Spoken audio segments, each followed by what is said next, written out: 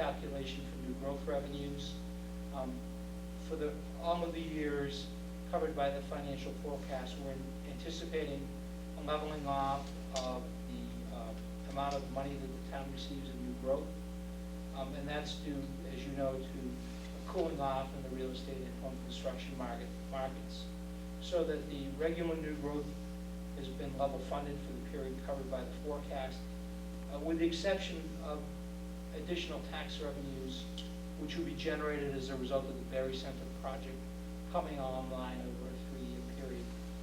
And for the purposes of the forecast, we've used an amount of $125,000. And we will go back and we will look at that number again. This was a number that the assessors had given us fairly early in the review of that project, but we've included in the forecast $125,000 in new growth revenues for fiscal years 2008 and 2009. In terms of these are new monies that have come into the project, and those are the only new growth revenues that we're forecasting above what we feel is a fairly consistent level of about $400,000. The other pieces that go into the revenue mix, local estimated receipts. As you know, local estimated receipts are all of our fees and permits and such. They have a very modest increase in the financial forecast. It should be noted that the revenues have been shown to increase for our fees and permits due to the Berry Center project. However, it should be kept in mind that these fee revenues are not sustainable over a period of years. So what will happen is those fees will be paid, and then they will revert back to a more status quo level. So it would be wise of the town not necessarily to spend all of those fees on operating budgets, because ultimately there will be a gap or a hole in the budget when those dollars are no longer available. But the biggest portion of the local receipt mix is motor vehicle excise tax, and the town has typically seen an increase of about 2.5% a year. It's been fairly consistent. It's an increase that's gone on for a long period of time, so that we have gone ahead and included an increase in the motor vehicle excise tax revenues. But the remaining local estimated sources are typically level funded at either their 2005 or 2006 amounts. And then the last piece that comprises the town's revenue picture are what is called other department revenues. And these other revenues are used as transfers from dedicated revenue accounts to offset operating costs. And we've included dollar amounts, but we have not anticipated or contemplated a change in the amounts that are going to be available. So those are the assumptions that we've used in terms of putting this document together. And in terms of the bottom line, is that the town will likely experience difficulty in balancing its budgets for the periods fiscal year 2008 to 2010, based upon a historical trend of 5% annual budget growth. 5% annual budget growth provides for maintenance of services and no additions to municipal services and programs, including the employees. So even at 5%, we'll feel that we'll have some problems. The other, based upon the forecasted revenues, the town can expect a cumulative budget gap, a substantial amount, which we'll get into. The gap will require either further cuts in services or programs unless significant new revenues are introduced over the next 3 years. Just a comment. This budget gap is the entire town budget, including schools. Yes. The board should know that, and that it doesn't include any additional school services. It's based on the trend from the past.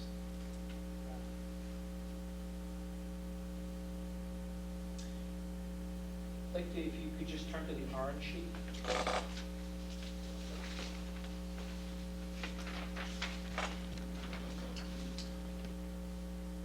So the orange sheet really translates what we just talked about, where I just mentioned for assumptions, and documents them in writing.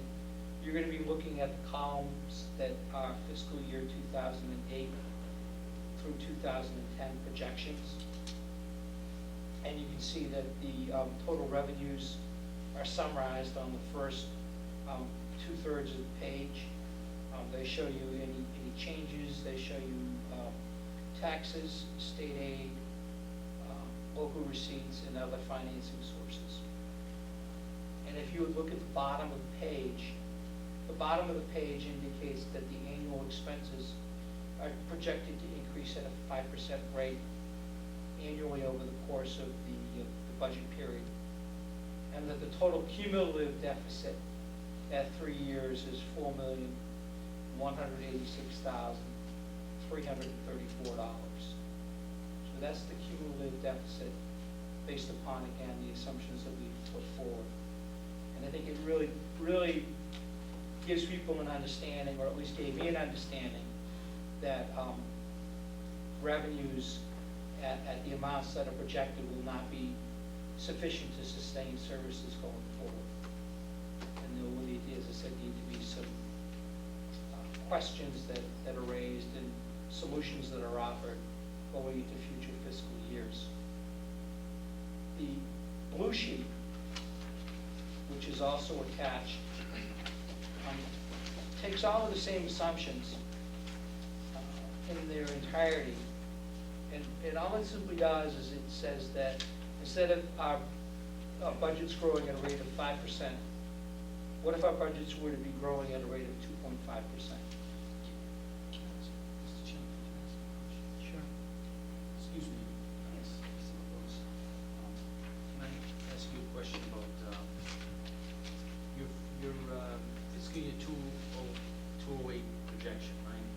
Right. Assumes expenditures of $45 million. Is Right. that 5% of the $43 million? Is that the 43,620 and the 207 plus 5%? Is that what that is? I'm sorry. I'm You've looking asked at me, your I've orange got sheet. to put pen to paper because you've Okay, asked oh, me it's to okay. go. I don't mean to, I'm not trying to put you on the spot, just No. asking, so it can follow. Because my, It should. okay, can I follow up my next question, though? It should, but Isn't, okay, go ahead. I've got to, the finance director crunched these numbers for me. Yeah, He sure. really should be here tonight, Absolutely. but he's not. No, absolutely, you're right. Besides, I promised I wasn't gonna say anything. No, actually, the projection is a little more than 1.5% because of those factors like health insurance and other pension costs are above and beyond the 5%. Everything else is pretty much 5%. Oh, I think that So- the So it's a little bit less. expenditures are based on just a 5% increment each year. That's right. No, that doesn't look like 5%. 5% would be 2 million. Oh, 5% would be 2 million, 181. I think it's got to be 5% of yeah, so it's the less than 5%. non-override or non-exempt. Without the 1.4 million, you said, or not? See, I guess my Yeah, point is this, okay? I'm going to this, that our expenditures last year, they really, in part, larger than they might be otherwise because we had the large available free cash that we spent, I just, when we started with a budget saying it's $1.3 million in arrears, you know, shortfall, it was part of that we had an enormous amount because of the money given by the state, well in excess of what we expected. We had an inordinate amount of money in free cash that, I don't know, we're expending this year. Oh, well, I mean, he had over $1 million in change in state aid that is what, bailed us out. So you take that $1 million away, and you're looking for $300-something thousand, which comes out of, That doesn't make a huge difference, though, looking for $300,000 for $1 million, $300,000? no, because we're not anticipating an additional increment of over $1 million in state aid. You're saying there's going to be less state aid. He's only allowing 2.5%. Now, if you think about it, I mean, it's hard to say what it's really going to be, but there are a couple of factors that we do know, is they uncapped the lottery. Right? So that means that they've used all of it.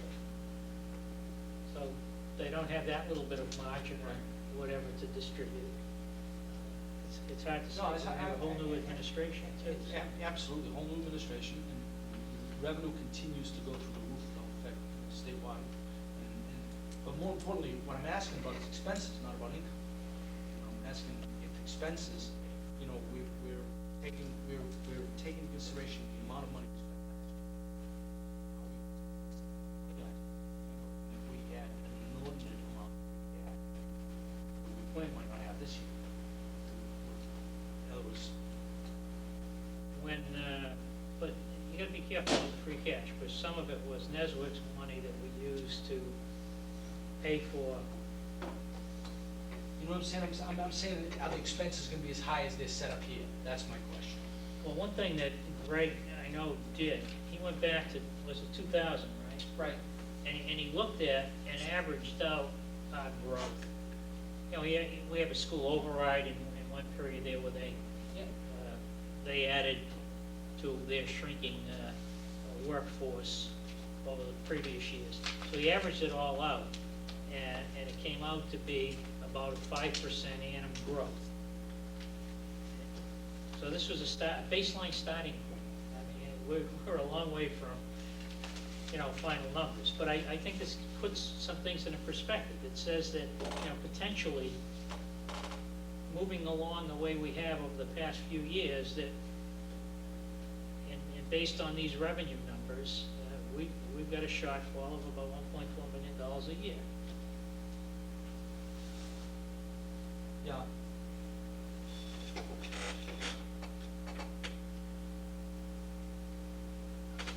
I don't know, maybe. Well, if you can find a way to Well, I being just less, told you, let us know. In 2006, expenditures were $39 million, okay? In 2007, expenditures were $43 million. No, we don't know, Okay. well, I mean, that's what we budgeted. We're in 2007. We were budgeting $4 million, 10%, almost a 10% increase from 2006 to 2007. What I'm saying is that I'm asking if that is an inordinate amount because of free cash. It won't replicate itself in the next year. Okay. That's what I'm asking. Maybe I'm wrong. I don't know. Okay, I hear what You know what I'm saying? Yeah. So I think that it makes a huge difference in the numbers. Well, if that's the case, then we can anticipate spending more. My only point is that this, with what's being done here, and I'm certainly not criticizing or suggesting anything wrong here, but what I'm saying is that this has been a percentage applied to current year, add 5%, okay? When I think that the proper analysis here is to look at some of the expenditures in 2007 is not replicating themselves in each year, at least I'm asking.